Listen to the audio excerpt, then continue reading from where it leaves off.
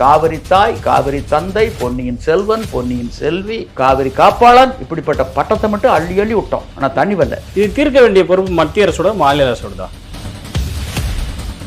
இவ்வளவு சொல்றீங்களே, இவ்வளவு சட்ட போராட்டங்கள் நடந்திருக்குது, இவ்வளவு விஷயங்கள் நடந்து போறப்பட்ட இடத்துல ஏதான் இருக்கிறோம்.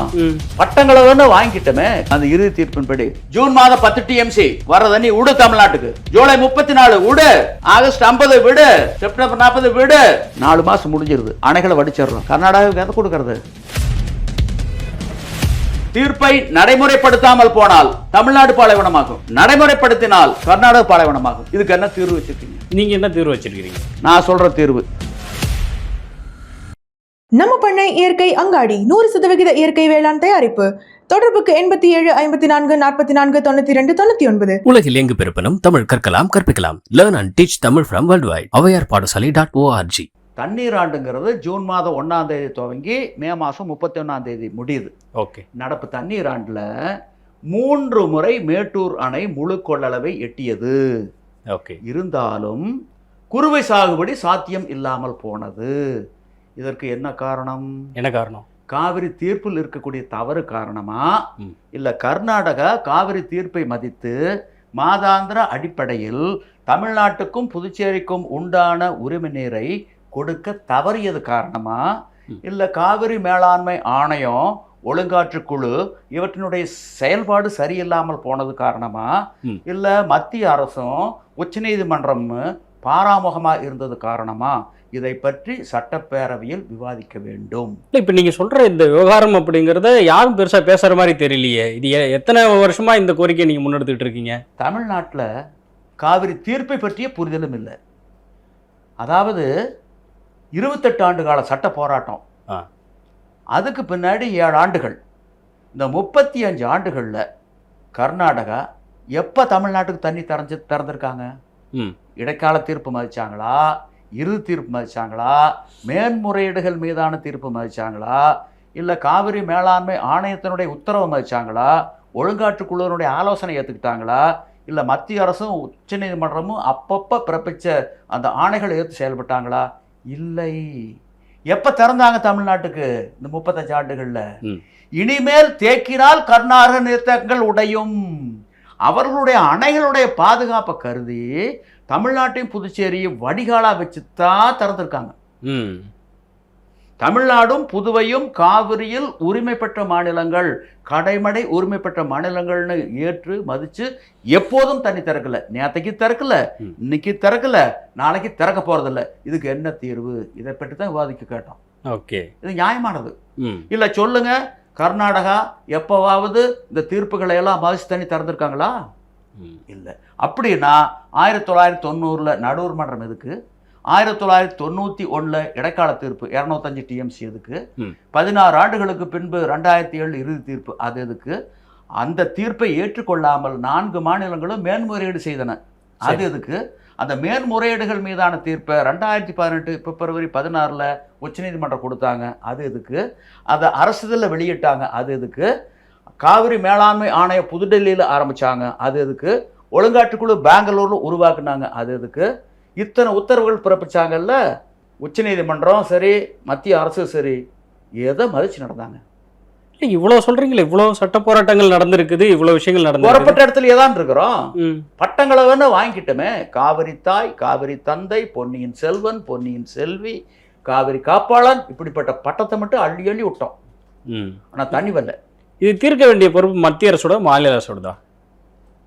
இது என்னையை பொறுத்த அளவில் 28 ஆண்டு கால சட்ட போராட்டத்தில் சரியான இலக்கை நோக்கி தமிழ்நாடு அரசு இந்த வழக்கை நடத்தவில்லை.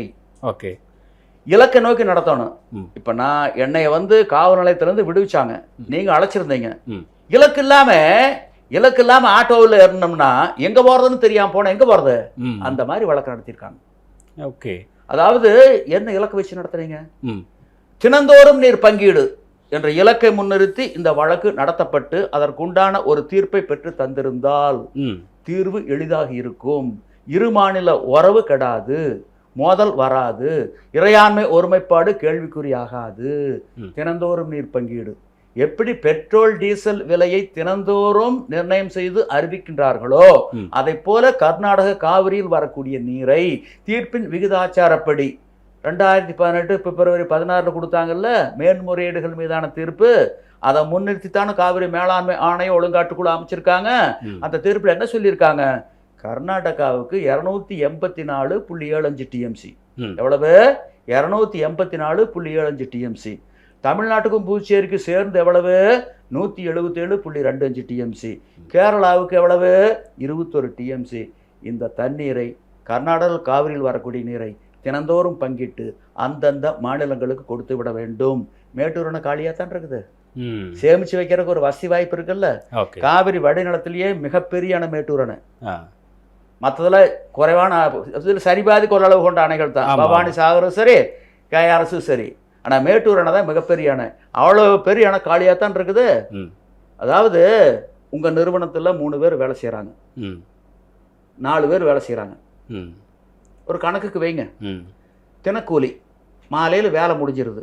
அவங்க கூலியை அவங்க கையில் கொடுத்துட வேண்டியதானே? இல்லை அவனு அவங்களுக்கு வங்கி கணக்கு இருந்தால் அந்த வங்கி கணக்கில் செலுத்திட வேண்டியதானே? புரியுது. ஏன் 4 பேர்த்துக்கு உண்டான கூலியை ஒருத்தர் கையில் கொடுத்து மீதி 3 பேர்த்துக்கு கொடுக்க சொல்கிறீங்க? அப்படி வாங்கியவர் 3 பேர்த்துக்கு கொடுக்காம ஏமாத்திட்டா, இந்த பாதிக்கப்பட்ட 3 பேர் உங்ககிட்ட வந்து முறையிட்டா, இப்படி கை விரிச்சா என்ன தீர்ப்பு வாங்கி கொடுத்துருக்கீங்க? அடிப்படை புரிதலே இல்லை. சரியான இலக்கை நோக்கி இந்த வழக்கு நடத்தப்படவில்லை. ஆட்சி மாற்றம் ஏற்பட்ட போதிலும் தமிழ்நாட்டில் இந்த காட்சியில் மாற்றம் இல்லை. இந்த தினந்தோறும் நீர் பங்கீடு அப்படிங்கிறதுக்கு என்ன ஆணையம் இது வரைக்கும் அமைக்கப்பட்டிருந்தது? ஒண்ணுமே இல்லைங்க. அதாவது தமிழ்நாட்டுக்கும் புதுச்சேரிக்கும் உண்டான உரிமையினர் எதுக்கு கர்நாடக நீர்த்தேக்கங்கள் தேக்கணும்? என்ன முகாந்திரம் இருக்கு? அந்த நீர்த்தேக்கங்கள் கட்டுறதுக்கு தமிழ்நாடு அரசு புதுவை அரசு பணம் கொடுத்ததா? இல்ல தேக்கி வைக்கிறதுக்கு வாடகை கொடுக்குறோமா? தமிழ்நாட்டுக்கும் புதுச்சேரிக்கு உண்டான உரிமையினரை அவங்க அணையில கொண்டு தேக்கிறோம். கொஞ்சம் வருது தண்ணி. அந்த விவசாயிகள் அமைதியா இருப்பாங்களா? அந்த இடத்துல தமிழக விவசாயிகளா இருந்தா அல்ல அதான் செய்வோம். தண்ணி திறக்க சொல்லி அரசுக்கு அழுத்தம் கொடுக்குமல்ல, திறந்துடுறாங்க. அந்த வருஷம் பருவமழை குறைஞ்சிருது. உழவு ஓட்டி நாற்று நட்டுறாங்க, களையெடு பயிர். எதிர்பார்த்த மழை பொழியல, அணையில் தண்ணி குறைஞ்சிக்கிட்டே போகுது. உடனே டேர்ன் சிஸ்டம் முறைநீர் பாசனம் வைக்கிறாங்க. மேல் மழை வரும்னு எதிர்பார்க்குறாங்க. மேல் மழையும் போதிய அளவு வரல. எப்படியோ கடைசி நேரத்தில் அந்த குடிநீருக்கு வச்சிருந்த தண்ணியெல்லாம் எடுத்துவிட்டு 4 மாதம் முடிஞ்சிருது, பருவம் முடிஞ்சிருது. ஜூன், ஜூலை, ஆகஸ்ட், செப்டம்பர் ஒரு போக கர்நாடகாவில் எடுத்துடுறாங்க. தமிழ்நாட்டுக்கு இடத்தோட நமக்கு என்ன இழப்பு அடிச்சிடுறாங்க. நமக்கு என்ன இழப்பா இருக்கு? தண்ணியே வராதே. அதாவது இந்த தீர்ப்பை நடைமுறைப்படுத்தாமல் போனால், கர்நாடக தீர்ப்பை, இந்த காவிரி தீர்ப்பை நடைமுறைப்படுத்தாமல் போனால் தமிழ்நாடு பாலைவனமாகும். கர்நாடகாவில் ஒரு போக எடுத்துக்குவாங்க, தமிழ்நாடு பாலைவனமாகும். எந்தெந்த மாவட்டங்கள் இல்லை என்ன வகையான சாகுபடிகள் இதுல லாஸ் ஆகுது? இல்ல கர்நாடகாவிலேயும் சாகுபடி இருக்கு, தமிழ்நாட்டிலும் சாகுபடி இருக்கு, டெல்டா மாவட்டங்கள்ல இருக்கு, பிற மாவட்டங்கள்ல இருக்கு. டெல்டா மாவட்டங்கள் அதிகம். டெல்டா மாவட்டங்கள் நாகை, தஞ்சை, திருவாரூர், மயிலாடுதுறை. மற்ற மாவட்டத்தில் எங்க மாவட்டத்தில் ஈரோடு மாவட்டத்தில் கூட இருக்குது. சரி, மேட்டூர், வலதுகரை, இடதுகரை எல்லாம் இருக்குது, பாசனம் இருக்குது. அது போக நீரேற்று பாசனங்களும் இருக்கு. இப்படியெல்லாம் இருக்கு. இருந்தாலும் இப்போ காவிரி தீர்ப்பு மதிச்சு அந்த காவிரி மேலாண்மை ஆணையம் ஒழுங்காற்றுக்குழு போய் அணையில் உட்காந்து தீர்ப்பை நடைமுறைப்படுத்துவோம், இது சட்டத்தினுடைய ஆட்சி அப்படின்னு சொல்லி இறுதி தீர்ப்பு 2007 படி மேன்முறையீட்டில் ஒரு 17 மக்களை குறைச்சிட்டாங்க. அந்த இறுதி தீர்ப்பின் படி ஜூன் மாதம் 10 டிஎம்சி வர தண்ணி விடு தமிழ்நாட்டுக்கு, ஜூலை 34 விடு, ஆகஸ்ட் 50 விடு, செப்டம்பர் 40 விடு. விட்டுட்டாங்கன்னா தமிழ்நாட்டில் ஒரு போக சாகுபடி பண்ணிடலாம். ஓகே, 4 மாதம் முடிஞ்சிருது, அணைகளை வடிச்சிடுறோம். கர்நாடகாவுக்கு எதை கொடுக்கறது? பருவமழை குறையும் ஆண்டுகளில் தீர்ப்பை நடைமுறைப்படுத்தாமல் போனால் தமிழ்நாடு பாலைவனமாகும், நடைமுறைப்படுத்தினால் கர்நாடக பாலைவனமாகும். இதுக்கு என்ன தீர்வு வச்சிருக்கீங்க? நீங்க என்ன தீர்வு வச்சிருக்கீங்க? நான் சொல்ற தீர்வு தினந்தோறும் நீர் பங்கீடு. ஓகே, நல்லதோ கெட்டதோ நமக்கு உண்டான நீர் தினந்தோறும் பங்கிட்டு காவிரி ஆற்றின் வழியாக மேட்டூருக்கு வந்து சேமிக்கப்படுவதாக இருந்திருந்தால் நல்ல மழை பொழியும் ஆண்டுகளில் பிரச்சனை இல்லை. இந்த வருஷம் குறைவான மழை, பற்றாக்குறையான மழை அப்படி இருக்கின்ற பொழுது வரத்துக்கு குறைவா இருக்கு. அதை வச்சு நாம சாகுபடி பரப்பளவு குறைச்சிக்குமல்ல. ஓகே, இப்ப நீங்க சொல்ற இதே யோசனை குறைச்சிக்குமல்ல. ரெண்டாவது, நஞ்சைக்கு பதிலா புஞ்சைக்கு மாறிக்குமல்ல. அதே மாதிரி கர்நாடகாவிலையும் மாறிக்குவாங்கல்ல. எதுக்கு உறவு கெடுது, எதுக்கு மோதல் வருது, எதுக்கு இறையான ஒருமைப்பாடு கேள்விக்குறியாகுது? ஓகே. இந்த அடிப்படை புரிதல் இல்லாம வழக்கு நடத்தியிருக்காங்க 28 ஆண்டுகளா. ஓகே, இப்போ நீங்க சொன்ன இந்த புரிதலோட இதே யோசனையை இதுக்கு முன்னாடி ஏதோ ஒரு ஆளுமையோ இல்லை அமைப்போ முன் வச்சிருக்காங்களா? 2013 இந்த தீர்ப்பை நடைமுறைப்படுத்த முடியாது, இது ஒரு ஏட்டுச்சுரைக்காய், காணல் நீர், மாயமான்னு சொல்லி உச்சநீதிமன்றத்தில் ஒரு மறுசீராய்வு மனுவை தாக்கல் செய்தேன். சரி. உச்சநீதிமன்றம் ஏற்றுக்கொள்ளவில்லை. அவங்க என்ன சொல்லிட்டாங்கன்னா, ஒரு நபர் ஒரு சங்கம் வரக்கூடாது, உங்களுக்கு ஏதாச்சும் பாதிப்பு இருந்தா உங்களுடைய அரசாங்கத்திட்ட போய் சொல்லிக்கங்க, அரசாங்கம் தான் மறுசீராய்வு மனு தாக்கல் பண்ணணும், ஒரு தனி நபரோ சங்கமோ வரக்கூடாது அப்படின்னு சொல்லிட்டாங்க. அதுக்கு மேலே நான் ஒன்றும் பண்ண முடியல. நான் ஆளுகின்ற தரப்புலையும் சொன்னேன், எதிர் தரப்புலையும் சொன்னேன், யாருமே வாங்கிக்கல. கேட்பாங்க, கேட்டு எனக்கு கொஞ்சம் அவசரங்க, நாளைக்கு பேசிக்கலாங்க, ஓடு ஓடு ஓடு, தொலைபேசியில் தொடர்பு கொண்டாலும் இதுதான் பதில். எல்லாத்தையும் பார்த்துட்டேன், எல்லா அரசியல் கட்சி தலைவர்களும் பார்த்துட்டேன். ஒரு தலைவர் நான் சொல்ல விரும்பல, 1/2 மணி நேரம் ஒரு கல்லூரியில் மாணவனுக்கு பாடம் எடுக்கிற மாதிரி எடுத்தேன். கடைசியில் நல்லசாமி போயிட்டு வரட்டுங்களா, அவ்வளோதான். நீங்கள் சொல்கிற ஸ்லாங்கை பார்த்தாலே அந்த தலைவர் யாருன்னு ஒரு ஐடியா வருது. சரி, இப்போது கிட்டத்தட்ட நான் வந்து ஒரு சின்ன வயசாக இருக்கும்போது எல்லாரும் பார்த்தீங்கன்னா திருமண பக்கமெல்லாம் காவேரி பிரச்சனைன்னு பேசிக்கிட்டு இருந்தாங்க. அப்படியே அந்த ஜோஷ் கொஞ்சம் கொஞ்சமாக குறைஞ்சி இப்போ நீங்கள் ஒருத்தர் தான் பேசிகிட்டு இருக்கீங்கிற மாதிரி நிலைமைக்கு வருது. இது எதனால் நினைக்கிறீங்க?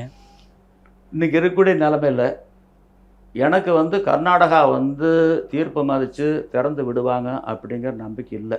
சரி, நாம் அதுக்கு தகுந்த மாதிரி நம்முடைய பயிர் முறையை, வாழ்க்கை முறையை, உணவு முறையை மாற்றிக்கிறத தவிர வேறு வழியே கிடையாது.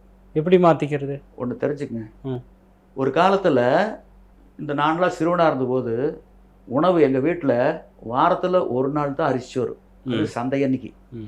அப்புறம் ஏதாச்சும் நோன்பு வந்ததுன்னா அந்த அன்னைக்கு அரிசி சோறு. அப்புறம் திருமணம் இந்த மாதிரி திருவிழாக்களை வந்து அரிசி சோறு. கேள்விப்பட்டிருக்கேன். அரிசி ரொம்ப அரிதான். ராகி, கம்பு, சோளம், திணை, கேழ்வரகு, குதிரவாளி, இப்படி சிறுதானியங்கள். நீங்கள் நெல்லுக்கு வச்சு 1 ஏக்கரில் செலவு பண்ணக்கூடிய தண்ணியை வச்சு 3 ஏக்கர் 4 ஏக்கர் சிறுதானியங்கள் பயிர் பண்ணலாம். இன்னைக்கு சிறுதானிய மார்க்கெட்டு விலை அதிகம். இன்னைக்கு மக்கள் வந்து அது உணர்ந்துருக்குறாங்க. ஆனால் அரசாங்கம் அதுக்கு தகுந்த மாதிரி மாறணும். நீங்கள் காலத்தினுடைய கட்டாயம். இன்னைக்கு வந்து சர்க்கரை நோயாளிகள் இத்தனை பேர் இருக்கிறதுக்கு என்ன காரணம்? ஒன்று, நாம் வெள்ளை அரிசிக்கு மாறினது. 2வது, இந்த வெண்ணஞ்சு என்று சொல்லக்கூடிய சீனி சர்க்கரைக்கு மாறினது. முன்னையெல்லாம் கருப்பட்டி தான். நான் சிறுவன் பள்ளியில் படிச்சுட்டு இருக்கிறேன். அப்போ தான் மொத எங்கள் அரச்சலூர் வருவாய் கிராமத்தில் ஒரு தேநீர் கடை ஆரம்பிக்கிறாங்க. அதில் வந்து பனையோலையால் வேயப்பட்ட ஒரு கடை. அந்த கடையில் ஒரு விளம்பரம், சாதாட்டி 3 பைசா, அஸ்காட்டி 5 பைசா. சாதாட்டிங்கிறது கருப்பட்டியில் போடக்கூடியது, அஸ்காட்டிங்கிறது சீனி சர்க்கரையில் போடக்கூடியது. சீனி சர்க்கரையில் போட்டால் 5 பைசா. அது வசதி உள்ளவங்க மேட்டுக்குடி மக்கள் தான் அஸ்கா டீ கொடுப்பாங்க. சாதாரண மக்கள்லாம் சாதா டீ தான் வாங்கி குடிப்பாங்க. இன்னைக்கு நிலைமை என்ன? இன்னைக்கு அஸ்கா சீனி சக்கரை விலை என்ன? 45 ரூபா 1 கிலோ. ஆனா கருப்பட்டி விலை 350 ரூபா. என்ன காரணம்? தலகளா மாறி இருக்கு. மக்கள் இயற்கை நோக்கி போறாங்க. ஆனா அந்த அளவுக்கு எடுத்து வச்சுட்டோம். இன்னைக்கு வந்து பனைமரங்கள் வந்து நாடு சுதந்திரம் அடைஞ்ச போது நம்ம நாட்டில் வந்து தமிழ்நாட்டில் 50 கோடி பனைமரங்கள் இருந்ததாக அரசனுடைய புள்ளிவிவரம் சொல்லுது. இன்னைக்கு வெறும் 5 கோடி. இந்திய அளவில் 8 கோடி மரங்கள் தான் இருக்குது பனைமரங்கள். அதில் 5 கோடி தமிழ்நாட்டில் இருக்கு. அதனால இனிமேல் இனிப்பினுடைய தேவையை பனைமரங்கள் தான் பூர்த்தி செய்யணும். ஆலைக்கருப்புங்கிறது நன்சை பயிர், அதிகமாக தண்ணி தேவை. கர்நாடகா விட போறது இல்லை. உபரியா இருந்தால் வடிகாலா வச்சுதான் விடுறானா வெளியே, விட்டுருக்கானா வெளியே. தமிழ்நாடும் புதுச்சேரியும் காவிரியில் கடைமடை உரிமை பெற்ற மாநிலங்கள்ல எப்ப திறந்தாங்க? 35 ஆண்டுகள்ல. ஏன் 2033 வரல காத்திருக்கணும்? நான் தான் அரசாங்கத்திற்கு சொல்றேன், தயவு செஞ்சு மக்கள் நலனில் அக்கறை கொண்டு தொலைநோக்கு பார்வையில் சிந்தித்து வரும் தலைமுறையை முன்னிறுத்தி ஒரு மறுசீராய்வு மனுவை காவிரி நடுவர் மன்றத்தில் தமிழ்நாடு அரசு தாக்கல் செய்யணும்.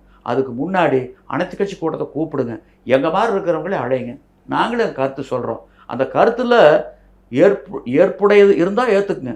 எப்பொருள் யார் யார்வாய் கேட்பினும் அப்பொருள் மெய்ப்பொருள் காண்பது அறிவு என்ற அடிப்படையில் அரசாங்கம் எல்லா தரப்பையும் கேட்கணும். இந்த 8 கோடி மக்கள்கிட்ட கருத்து கேட்கல, தவறு கிடையாது. இதான் வள்ளுவர் சொல்கிறாரு, வள்ளுவனாகிய நான் சொன்னாலும், பெற்றவர்கள் சொன்னாலும், பெரியவர்கள் சொன்னாலும், ஆசிரியர்கள் சொன்னாலும், ஆட்சியில் இருந்தவர்கள் சொன்னாலும் இருப்பவர்கள் சொன்னாலும் ஆண்டவனே சொன்னாலும் நீ அப்படியே ஏற்றுக்கொள்ளாதே. அதில் இருக்கக்கூடிய உண்மையை அறிந்து தெரிந்து தெளிந்து கொள்ளுவதை கொள்ளு தள்ளுவதை தள்ளுங்கிறாரு. அந்த அடிப்படையில் பகுத்தறிவின் அடிப்படையில் நீங்கள் எல்லாத்துட்டும் கருத்து கேட்டு நீங்கள் காவிரி நடுவர் மன்றத்தில் ஒரு மறுசீராய்வு தாக்கல் பண்ணுங்க. நாங்களும் இவ்வளோ நாள் காத்துக்கிட்டு இருந்தோம், தண்ணி விடலை, இவ்வளோ முறை விட்டுருக்காங்க. எப்போ விட்டுருக்காங்கன்னா இனிமேல் தேக்கினால் கர்நாடக நீர்த்தேக்கங்கள் உடையும் என்ற அடிப்படையில் அவங்களுடைய அணைகளுடைய பாதுகாப்பு கருத்தை திறந்திருக்காங்களே ஒழிய கடைமடை உரிமை பெற்ற மாநிலம் தமிழ்நாடு புதுச்சேரின்னு திறக்கல. அதனால இந்த மறுசீராய்வு தாக்கல் பண்ணுங்க. ஏற்றுக்கொண்டால் மகிழ்ச்சி. ஓகே, இப்போ காவிரி நடுவர் மன்றம் மறுத்துட்டாங்கன்னு வைங்க, உச்சநீதிமன்றத்துக்கு போங்க. போங்க, வாதிடுங்க, நியாயம் கேட்போம். அதாவது சப்பானி குதிரை சவாரிக்கு ஆகாது, தப்பான ஆட்சி நாட்டுக்கு ஆகாது. அதே மாதிரி தப்பான தீர்ப்பு நடைமுறைப்படுத்தவும் முடியாது. நீங்க உச்சநீதிமன்றம் போங்க, உச்சநீதிமன்றத்தை நிராகரிச்சிட்டா 40 நாடாளுமன்ற உறுப்பினர்கள் பாராளுமன்றத்தில் குரல் கொடுங்க, முடக்குங்க. எல்லா நாடாளுமன்ற உறுப்பினர்கிட்டையும் நியாயம் கேட்பாங்க. சரி, இப்ப நான் சொன்னது கேட்க வேண்டியதானே? சரி, இப்போ நீங்க சொல்றீங்களா ஒரு 30 வருடமா இந்த பிரச்சனை இருக்கு, 28 ஆண்டுகளாக காவிரி பிரச்சனை இருக்கு, 35 ஆண்டுகள் இருக்குது. அப்போ மிக முக்கியமானவர்கள் நபர்கள், பல்வேறு அமைப்புகள், ஆட்சியில் இருந்தவங்க இல்லாதவங்க எல்லாரும் சேர்ந்து பல பேர் இதுக்காக போராடி இருப்பாங்க இல்லையா? ஸோ அவர்கள் ஏதோ ஒரு காரணத்துக்காக தானே இப்போ போகிற அந்த நடைமுறையை ஒத்துக்கிட்டு இருந்திருப்பாங்க. எதுவும் காரணம் இல்லாமல் எப்படி இந்த நடைமுறையை கடைபிடிக்க போறாங்க என்னன்னு தெரியலைங்க எனக்கு. இது எனக்கு புரியாத புதிராக இருக்குது. நான் 2013 உச்சநீதிமன்றம் போன காலத்திலிருந்து இந்த தினந்தோறும் நீர் பங்கீடு ஒன்று தான் தீர்வுன்னு சொல்லிட்டு இருக்கிறேன். யாராச்சும் எதிர்ப்பு தெரிவிக்க வேண்டியதானே? நீ சொல்றது எப்படியாப்பா நடைமுறைப்படுத்த முடியும்னு கேட்க வேண்டியதானே? தலை ஆட்டிக்கிறாங்க சாமி மாடு மாதிரி. சரி, இதுல என்ன சிக்கல்னு அவங்க சொல்றாங்க, அவங்க தரப்புல இருந்து ஒன்றும் சொல்றதே இல்லை, வாயை திறக்கிறதே இல்லை. எனக்கு ஒரு புதிதாக இருக்குது. கண்ணகி மதுரையில் நியாயம் கேட்க ஊரை தட்டிக்கிட்டு போகல. கண்ணகி யார்? சோழ நாட்டுக்காரி, பாண்டிய நாட்டுக்கு வந்தவள், இலங்கையிலிருந்து தமிழ்நாட்டுக்கு வந்திருக்கக்கூடிய ஒரு அகதி மாதிரி வந்த இடத்துல ஒரு அநியாயம் கேட்டாளல்ல. வாயிலோயே அறிவு கரை போகிய பொறையர் நெஞ்சத்து இறைமறை படைத்தோன் வாயிலோயே இணையறி சிலம்புற்று ஏந்திய கைகள் கணவனை இழந்தாள் அப்படின்னு சொன்னாலல்ல. அடுத்து பட்டாங்கு யானுமோர் பத்தினியே ஆமாகில் ஒட்டேன் அரசோடு ஒழிப்பேன் மதுரையும் யான். மதுரை தீக்கரையாக்குனா இல்ல, தன்னை தனியாத்தான் போனான், யாரையும் அழைக்கல. அதே மதுரையில் நியாயம் கேட்கறதுக்கு நக்கீரம் போனேன், தனியாக தான் போனேன், ஊரை தட்டிக்கிட்டு போகல. நீ ஆண்டவனாக இருக்கலாம், நான் உன்னை வழிபடக்கூடிய நபராக இருக்கலாம். நீ என்னை எரித்தாலும் அழித்தாலும் ஒழித்தாலும் சிதைத்தாலும் நெற்றிக்கண்ணை திறந்து காட்டினாலும் நீ செய்தது குற்றமே என்ன? ஏன்னா அவங்ககிட்ட நியாயம் இருந்தது. அந்த மாதிரி நான் நினைக்கிறேன் இந்த காவிரி பிரச்சனையில் தினந்தோறும் நீர் பங்கீடு அதில் நியாயம் இருக்குன்னு நினைக்கிறேன். அந்த ஒன்று தான் உறுதுணையாக இருக்கு. அத்தமும் வாழ்வும் அகத்துமட்டே விழி அம்பொழுக மெத்திய மாதரும் வீதி மட்டே விம்மீர் கைத்தளமேல் வைத்தலும் ஐந்தரும் சுடுகாடு மட்டே பற்றி தொடரும் இருவினை புண்ணிய பாவமுமே. ஆக நல்லது செய்யுங்க, அதுதான் கூட வரும். கும்பகர்ணன் சொன்னான்ல, என்ன சொன்னேன்? நீர்கோலா வாழ்வை நெச்சி நெடுது நாள் வளர்த்து பின்றே போர்கோலம் செய்து விட்டார் குயிர்கோடா அங்கு போகேன். இந்த மனிதனுடைய வாழ்க்கைங்கிறது நீர்மேல் தோன்றுகின்ற குமிழ் மாதிரி கொஞ்ச நேரத்தில் உடஞ்சிடும். அதே மாதிரி தான் போகிற மேலே இது பெரிதுன்னு நினச்சினா இல்லை. இவ்வளவு நாள் இந்த உடலுக்கு உண்ண உணவும் உடுக்க உடையும் இருக்க இடமும் கொடுத்து பெருவாழ்வு அளித்தவன் என் அண்ணன் ராவணன். ஆகவே என்னுடைய உயிர் போனால் அண்ணனுக்காக போகுமே வெளியே அடுத்தவனுக்காக போகாது. என்னென்று கொன்றார்க்கும் ஓய்வுண்டாம் ஓய்வில்லை செய்நன்றி கொண்ட மகருக்கு. மக்கள் செஞ்ச நன்றி என்ன? வாக்கு போட்டிருக்கிறோமல்ல, அதுக்கு நன்றி விசுவாசமாக நடந்துக்கணும் ஆட்சியாளர். அந்த வேண்டுகோளை விடுத்து விடைபெறுகின்றேன். நன்றி, வணக்கம்.